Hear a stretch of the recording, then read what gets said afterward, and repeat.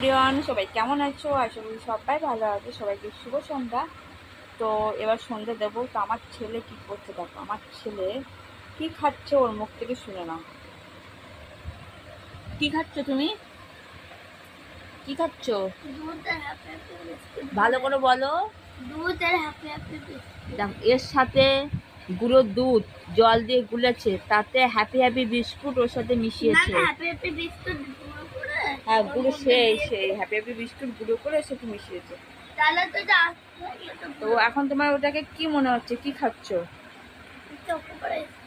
Chocobar ice cream মনে হচ্ছে ওর কাছে। তো যাই হোক, যখন চকোবার কালোরি আইসক্রিম খেতে ইচ্ছে হবে তোমরা এরকম রেসিপি বানিয়ে নিও, ফ্রিজে ঢুকিয়ে খেয়ে নিও। এটা আমার সিদ্ধান্ত না, আমার ছেলের সিদ্ধান্ত। তো যাই হোক, ও যেটা ভাবে আমি সেটাই বললাম।